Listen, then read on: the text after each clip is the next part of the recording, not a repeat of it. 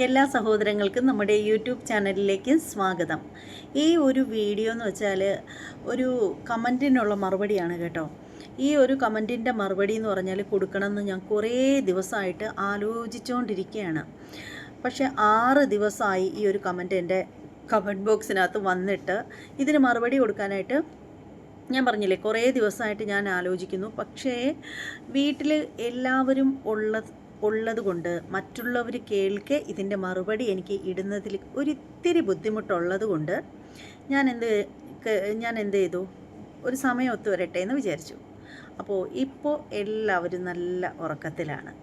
അപ്പോൾ എനിക്ക് ഈ ഒരു കമൻറ്റിൻ്റെ മറുപടി എനിക്ക് തരണം. കാരണം തരാതിരുന്നാലുണ്ടല്ലോ ശരിയാവില്ല. കാരണം അത്രയ്ക്ക് സ്ത്രീകളെ നികൃഷ്ടമായിട്ട് കാണുന്ന മഹത് വ്യക്തിയോട് ചിലതെനിക്ക് ചോദിക്കാനുണ്ട്. എന്തായാലും ഈ ഒരു കമൻറ്റിൻ്റെ മറുപടി ഇട്ടതിന് ശേഷം ഞാൻ ഈ മഹത് വ്യക്തിയെ ഞാനങ്ങ് ബ്ലോക്ക് ചെയ്യുകയും ചെയ്യും.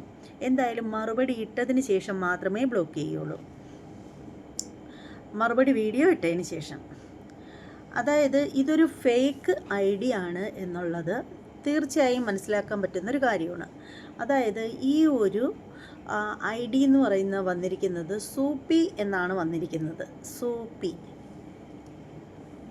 കണ്ടില്ലേ, സൂപ്പി. ഇതിൽ കാണാൻ പറ്റത്തില്ല നിങ്ങൾക്ക്. സ്പെല്ലിങ് SOOPPY, സൂപ്പിയാണ് ഇട്ടിരിക്കുന്നത്. ഇത് ഏത് സൂപ്പിയാണെന്ന് വെച്ചാൽ എനിക്കറിയില്ല, ഏതോ ഒരു സൂപ്പി. അപ്പോൾ സൂപ്പി പറയുന്നത് എന്താണെന്ന് വെച്ചാൽ എൻ്റെ ഒരു വീഡിയോയുടെ താഴെ വന്നതാണേ.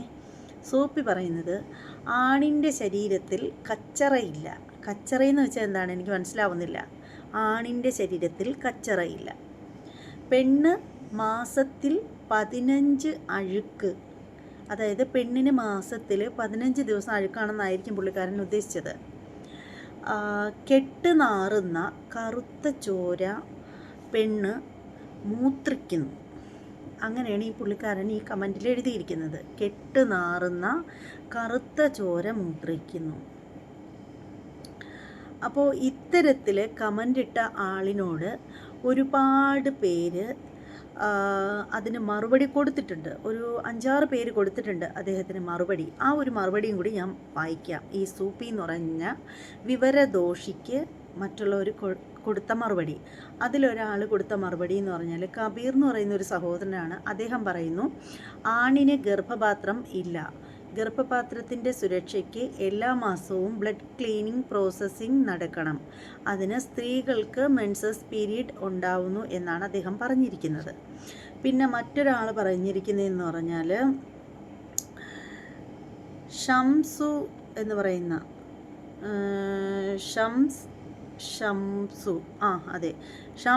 ഷംസു എന്ന് പറയുന്ന ID എന്ന് പറഞ്ഞിരിക്കുന്നത്, നിൻ്റെ അമ്മ, പെങ്ങൾ, ഭാര്യ, പെൺമക്കൾ എല്ലാവരും അതിൽ പെടും എന്നാണ് പറഞ്ഞിരിക്കുന്നത്.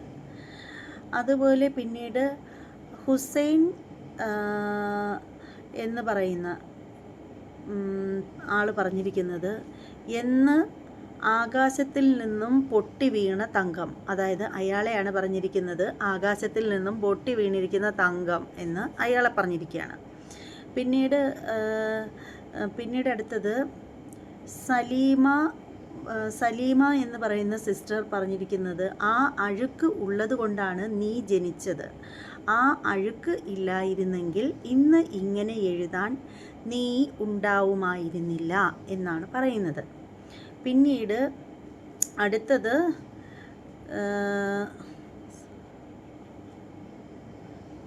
സഹ്റു ഹാജിന്നോ അങ്ങനെ ഏതാണ്ട് പേരുള്ളൊരു സഹോദരനാണ്. ആ അഴുക്കാണ് 2 കൊല്ലം നീയും ഞാനും ഭക്ഷിച്ചത് എന്നാണ് അദ്ദേഹം പറയുന്നത്. പിന്നെ അതുപോലെ അടുത്ത ആൾ പറയുന്നതെന്ന് പറഞ്ഞാൽ മുഹമ്മദ് എന്ന് പറയുന്ന സഹോദരനാണ്. അദ്ദേഹം പറയുന്നത്, താൻ PC ജോർജിൻ്റെ മകനല്ലേ. സൂപ്പി എന്ന പേര് കണ്ടിട്ടാണോ എന്തോ അങ്ങനെ പറഞ്ഞതെന്ന് എനിക്കറിയില്ല. എന്തായാലും അദ്ദേഹം ചോദിച്ചിരിക്കുന്നത്, താൻ PC ജോർജിൻ്റെ മകനല്ലേ. വിവരം കെട്ട വർഗം. പുരുഷന് ഇല്ലാത്ത കഴിവ് സ്ത്രീക്ക് അല്ലാഹു കൊടുത്തു. അതാണ് ഗർഭധാരണവും മുലയൂട്ടും. അതിനെ കളിയാക്കിയവനല്ലേ PC ജോർജ് എന്നാണ് അയാൾ പറഞ്ഞിരിക്കുന്നത്. അപ്പോൾ എന്തായാലും ഈ ഒരു കമൻറ്റ് കണ്ടിട്ട് ഇഷ്ടപ്പെടാതെയുള്ള ആളുകൾ കൊടുത്ത മറുപടിയാണ് ഇത്. പക്ഷേ എനിക്ക് പറയാനുള്ളത് വേറെ ചില മറുപടികളാണ് ഈ ഒരു എന്താണ് പറയുന്നത്, ഈ ഒരു മഹാവ്യക്തിക്ക് എനിക്ക് കൊടുക്കാനുള്ള മറുപടി എന്ന് പറഞ്ഞാൽ, സ്ത്രീകളെ ഇത്രയും നികൃഷ്ടമായിട്ട് കാണുന്ന നീ, സ്ത്രീകളെ ഇത്രയും മ്ലേച്ഛമായിട്ട് കാണുന്ന നീ ഒരു വിവാഹം കഴിച്ചിട്ടുണ്ടോ എന്നെനിക്ക് അറിയില്ല. ഒരു പക്ഷേ നിനക്ക് അതിനുള്ള കഴിവുണ്ടാവില്ല. സൂപ്പി എന്ന് പറയുന്ന ഫേക്ക് ഐ ഡി ആണെന്ന് ഞാൻ മനസ്സിലാക്കുന്നു. എന്തായാലും ഈ ഒരു ഫേക്ക് ഐ ഡിക്കാരന് ഒരു സ്ത്രീയെ വിവാഹം കഴിക്കാനുള്ള ഒരു കഴിവുണ്ടാവില്ല. അതിൻ്റെ ഫ്രസ്ട്രേഷൻ തീർക്കാനായിരിക്കാം നീ ഇങ്ങനെ വന്ന് കമൻ്റ് ഇട്ടിട്ടുണ്ടാവുക എന്നാണ് ഞാൻ മനസ്സിലാക്കുന്നത്. പിന്നെ നിനക്ക് ഒരു അമ്മയുണ്ടെങ്കിൽ ആ അമ്മയും ഇതുപോലെ എല്ലാ മാസവും കഷ്ടപ്പെട്ടിട്ടുണ്ടായിരിക്കണം. ആ ഒരു കഷ്ടപ്പാടിൽ നിന്നാവണം ഒരിക്കൽ നീ ജന്മം എടുത്തത്. നിനക്ക് കൂടെ പിറന്ന പെങ്ങന്മാരുണ്ടെങ്കിലും അനുജന്മാരുടെ ഭാര്യമാരുണ്ടെങ്കിലും ഉമ്മുമ്മമാരുണ്ടെങ്കിലും ആരുണ്ടെങ്കിലും അമ്മൂമ്മമാരുണ്ടെങ്കിലും ആരാണെങ്കിലും ഏതൊക്കെ സ്ത്രീകളെ ഈ ലോകത്ത് നീ കണ്ടിട്ടുണ്ടോ അവർക്കെല്ലാം ദൈവം കൊടുക്കുന്ന ഒരു കഴിവാണിത്. ഒരു സ്ത്രീക്ക് കുഞ്ഞിനെ ഗർഭം ധരിക്കാനും പ്രസവിക്കാനുമുള്ള കഴിവൊരു സ്ത്രീക്ക് മാത്രം അവകാശപ്പെട്ടതാണ്. ഇപ്പോൾ ചൈനയിലൊക്കെ പുരുഷനും പ്രസവിക്കാമെന്നൊക്കെ പറയുന്നു. എനിക്കറിയില്ല അതിലൊക്കെ എത്രത്തോളം വാസ്തവം ഉണ്ടെന്ന് എനിക്കറിയില്ല. എന്ത് തന്നെയാണെങ്കിലും ഗർഭത്തിന് അവകാശികൾ എപ്പോഴും സ്ത്രീകൾ തന്നെയാണ്. അമ്മയാകുക എന്നുള്ള ആ ഒരു പവിത്രമായ വളരെയധികം എന്താണ് പറയുന്നത്, അത്രയും വലിയൊരു കഴിവ് ഏതൊരു സ്ത്രീക്കും അറിയാം. പ്രസവം അടുക്കുമ്പോഴുള്ള സംഭവം, ഗർഭിണിയാവുന്നത് പോലും ഓരോ സ്ത്രീക്കും അനുഗ്രഹമായിട്ട് കണക്കാക്കുന്നവരാണ്. ഓരോ സ്ത്രീകളും ഗർഭിണിയായി കഴിയുമ്പോൾ മരണവെപ്രാളത്തെക്കാൾ വലിയ വേദന എടുത്തായിരിക്കും ഒരു കുഞ്ഞിനെ പ്രസവിക്കേണ്ടി വരുന്നത് എന്ന് മനസ്സിലാക്കിയിട്ടാണ് എല്ലാ സ്ത്രീകളും ഗർഭം ധരിക്കുന്നത്. അത് സിസേറിയൻ ആയാൽ പോലും ഉള്ളിൽ ടെൻഷൻ ഉണ്ടെങ്കിൽ പോലും അല്പസമയത്തിനാമച്ച് തൻ്റെ കുഞ്ഞിനെ കാണാലോ എന്നുള്ളൊരു സന്തോഷത്തിലാണ് അവൾ ലേബർ റൂമിനകത്ത് ഓപ്പറേഷൻ തിയേറ്ററിനകത്ത് ഒക്കെ ചെല്ലുന്നത്. മനസ്സിലായില്ലേ? സ്ത്രീയെ ഇത്രത്തോളം നികൃഷ്ടമായിട്ട് മനസ്സിലാക്കുന്ന, നികൃഷ്ടമായിട്ട് സ്ത്രീയെ പറ്റി സംസാരിക്കുന്ന നിനക്ക് നീ ഒരു പുരുഷനും ആവില്ല, നീ ഒരു സ്ത്രീയും ആവില്ല. ഇതിന് രണ്ടിനും ഇടയ്ക്കുള്ളൊരു സാധനമായിരിക്കാം നീ. ഞാൻ അത്തരത്തിലുള്ള ആളുകളെ ഒരിക്കലും ഞാൻ ഒരു മോശക്കാരായിട്ട് കാണുന്നില്ല. കാരണം ഒരു മനുഷ്യനും ആ ഒരു രീതിയിൽ ജനിക്കുന്നത് അവരുടെ കുറ്റം കൊണ്ടല്ല, അവരൊരു തെറ്റ് ചെയ്തിട്ടല്ല. ഇന്നിപ്പോൾ ഞാനിങ്ങനെ സംസാരിക്കുന്നു, എൻ്റെ മക്കൾക്കുണ്ടാവുന്ന പിൽക്കാലത്തെ തലമുറകൾ ആ ഒരു രീതിയിലാവില്ല എന്നൊന്നും എനിക്ക് ഉറപ്പ് പറയാൻ പറ്റില്ല. അതൊക്കെ ദൈവത്തിൻ്റെ ഓരോരോ കളികളും വികൃതികളും ഒക്കെയാണ്. അത്തരത്തിൽ ആരും അങ്ങനെ ജനിക്കാതിരിക്കട്ടെ എന്ന് മാത്രമേ നമുക്ക് പ്രാർത്ഥിക്കാൻ പറ്റൂ. കാരണം അത്തരത്തിൽ ജനിക്കുന്ന കുഞ്ഞുങ്ങൾ ഒരുപാട് പീഡനങ്ങളും വേദനകളും അനുഭവിച്ചായിരിക്കും അവർ ജീവിക്കേണ്ടി വരിക. പിന്നെ ചൂഷണങ്ങളാണ് സഹിക്കാനാവാത്തത് എന്ന് കേട്ടിട്ടുണ്ട് ഒരുപാട്. അപ്പോൾ അതിൻ്റെ ഇടയ്ക്ക് എനിക്ക് പറയാനുള്ളൊരു കാര്യം എന്ന് വെച്ചാൽ, ശരിക്കും നിന്നെ സംബന്ധിച്ച് പറയുകയാണെങ്കിൽ കുറച്ച് ക്രൂരമായിട്ടുള്ളൊരു വാക്ക് തന്നെയായിരിക്കണം പറയേണ്ടത്. കാരണം നീ ഒരു ഷണ്ടനായിരിക്കാം. ഒരു പക്ഷേ നിനക്ക് ഒരു സ്ത്രീയുമായിട്ട് ഒരുമിച്ച് ജീവിക്കാൻ ആഗ്രഹം ഉണ്ടായിരിക്കാം. അതിന് സാധിക്കാത്തതിൻ്റെ, നിനക്ക് ആ ഒരു കഴിവില്ലാത്തതിൻ്റെ ആ ഒരു ഫ്രസ്ട്രേഷൻ അത് തീർക്കാൻ വേണ്ടിയിട്ടായിരിക്കാം നീ ഇങ്ങനെ ഒരു കമൻ്റ് ഇട്ടത്. ഓക്കെ, നീ പറഞ്ഞല്ലോ ഈ കെട്ട് നാറുന്ന കറുത്ത ബ്ലഡ് എന്നൊക്കെ പറഞ്ഞിട്ട്. എടോ, ഇത് ഉണ്ട് എന്നറിഞ്ഞിട്ട് തന്നെയാണല്ലോ നിന്നെപ്പോലുള്ളവന്മാരൊക്കെ ഓരോ സ്ത്രീകളെയും പച്ചയ്ക്ക് പിടിച്ചുകൊണ്ട് പോയി. നിനക്കതിനുള്ള കഴിവില്ല, അത് ഓക്കെ. അതുകൊണ്ട് ആ ഒരു കഴിവില്ലാത്തതുകൊണ്ട് നിന്നെ ആ ഒരു ഭാഗത്തു നിന്ന് നിന്നെ മാറ്റിക്കളയാം. പക്ഷേ പല വൃത്തികെട്ടവന്മാരും കൈയില്ലാത്ത ഗോവിന്ദച്ചാമി ഉൾപ്പെടെ ഈ ഒരു കെട്ട് നാറുന്ന ആ ഒരു ബ്ലഡിൻ്റെ ഉറവിടത്തിന് വേണ്ടിയിട്ടാണല്ലോ ആ ഒരു സൗമ്യ എന്ന് പറയുന്ന കൊച്ചിനെ അത്രത്തോളം മൃഗീയമായി മ്ലേച്ഛമായി ഉപദ്രവിച്ചത്. അപ്പോൾ നിങ്ങൾക്കെല്ലാം എന്തൊക്കെ പ്രശ്നമുണ്ടെങ്കിലും ഒക്കെ വേണം, എന്നാൽ കുറ്റവും പറയണം. പിന്നെ നിനക്കതിൻ്റെ കഴിവില്ലാത്തവനാണെന്നുള്ളത് നന്നായിട്ട് മനസ്സിലായി. അതെനിക്ക് മാത്രമല്ല, നിൻ്റെ കമൻറ്റ് കണ്ട ഓരോ വ്യക്തികൾക്കും മനസ്സിലായിട്ടുണ്ടാവാം. എൻ്റെ കമൻറ്റ് ബോക്സിൽ വന്നിട്ട് ആരും എന്നെ സാധാരണ തെറി വിളിക്കാറില്ല. ഇത്തരത്തിലുള്ള ബാഡ് കമൻറ്റുകളും ആരും ഇടാൻ നിൽക്കാറില്ല. അങ്ങനെ ആരെങ്കിലും ചെയ്യുകയാണെങ്കിൽ ഞാൻ അവരെ ബ്ലോക്ക് ചെയ്ത് ഒഴിവാക്കുകയാണ് ചെയ്യുന്നത്. പിന്നെ ഒരു കാര്യം എന്ന് വെച്ചാൽ, എന്നെ കൂടുതലും പോടി, നിനക്ക് വേറെ ജോലിയില്ലേ, നീ എന്തിനാണ് നിൻ്റെ പാട്ടിന് എന്നൊക്കെ പറഞ്ഞിട്ട് കമൻറ്റ് ചെയ്യുന്നത് കൂടുതലും ഹിന്ദുക്കൾ തന്നെയാണ്. അതെനിക്ക് നന്നായിട്ടറിയാം. കാരണം കമൻറ്റ് ബോക്സിൽ വരുന്ന പേര് വായിക്കുമ്പോൾ അറിയാൻ പറ്റും. കാര്യം എൻ്റെ ചാനലിൽ കൂടുതലും മറ്റു പലരുടെയും ഭാഷയിൽ പറയുകയാണെങ്കിൽ കാക്കാമാർ, പലരും പറയുന്ന ഭാഷയാണ് കേട്ടോ, കാക്കാമാരാണ്. അപ്പോൾ അത് പലർക്കും ദഹിക്കില്ല. ആദ്യം നിങ്ങൾ മനസ്സിലാക്കാനുള്ളത്, നിങ്ങളെക്കാൾ കൂടുതൽ മാന്യമായിട്ട് ഇടപഴകുന്നത് അവർ തന്നെയാണ്. അതിലൊരു തർക്കവുമില്ല. എൻ്റെ കമൻറ്റ് ബോക്സിൽ വന്നിട്ട് ഏറ്റവും മനോഹരമായ രീതിയിൽ, എന്ന് കരുതി വൃത്തികേടുകളൊന്നുമല്ല, ഒരു സഹോദരിയോട് എങ്ങനെയാണോ ഇടപഴകേണ്ടത്, ഒരു സഹോദരിയോട് എന്ത് ചോദിക്കാം, എങ്ങനെ സംസാരിക്കാം എന്ന് വളരെ മാന്യമായിട്ട് പക്വതയോടുകൂടി കമൻറ്റ് ചെയ്യുന്നത് മുഴുവനും അത്തരത്തിലുള്ള ആളുകൾ, മുസ്ലിം സഹോദരങ്ങൾ തന്നെയാണ്. അതിൽ എനിക്ക് യാതൊരുവിധ തർക്കവുമില്ല. പിന്നെ എടി പോടി എന്നൊക്കെ വിളിച്ചിട്ട് സംസാരിക്കുന്നുണ്ടെങ്കിൽ അത് കൂടുതലും വരുന്നത് ഹൈന്ദവർ തന്നെയാണ്. അത് കൂടുതലും അങ്ങനെ വരാനുള്ള കാര്യം എന്താണെന്ന് വെച്ചാൽ, ഞാനൊരു ഹിന്ദു സ്ത്രീ ആയതുകൊണ്ടും എൻ്റെ ചാനലിൽ സബ്സ്ക്രൈബേഴ്സ് ഇത്തരത്തിൽ മുസ്ലിം സഹോദരങ്ങളായതുകൊണ്ടും കണ്ടിട്ട് സഹിക്കാൻ വയ്യാത്ത ആ ഒരു കുത്തൽ കൊണ്ടിട്ടാണ് എന്നോട് പോടി എന്നൊക്കെ വിളിച്ചിട്ട് വരാനായിട്ട് നിൽക്കുന്നത്.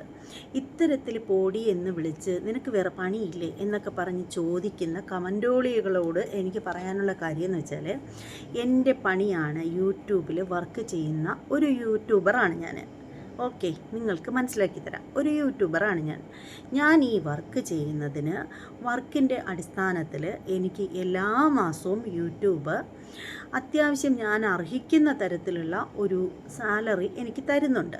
അത് എല്ലാ മാസവും എനിക്ക് ഒരു 3-4 മാസം കൊണ്ട് കൃത്യമായിട്ട് എനിക്ക് കിട്ടുന്നുമുണ്ട്. ഓക്കെ, അപ്പോൾ പറയേണ്ടത്, ഇതുപോലെ വന്ന് കമൻറ്റ് ബോക്സിൽ കരഞ്ഞ് മെഴുകിയിട്ട് പോകുന്ന നിനക്കൊക്കെ എന്ത് കോപ്പാ കിട്ടുന്നതെന്ന് എനിക്കറിയില്ല. ഓക്കെ, അതെനിക്കറിയാത്തൊരു കാര്യമാണ്. നിനക്കൊക്കെ എന്ത് തേങ്ങയാണ് കിട്ടുന്നതെന്ന്. അപ്പോൾ കമൻറ്റ് ബോക്സിൽ വന്നിട്ട് ആവശ്യത്തിന് കരഞ്ഞോളൂ, ഒരു പ്രശ്നവുമില്ല. എൻ്റെ വീഡിയോകളെ ആരും പുകഴ്ത്തണമെന്നൊന്നും ഞാൻ പറയുന്നില്ല. കൊള്ളൂലെങ്കിൽ കൊള്ളൂലെന്ന് തന്നെ പറയാം, അതിലൊന്നും ഒരു പ്രശ്നവുമില്ല.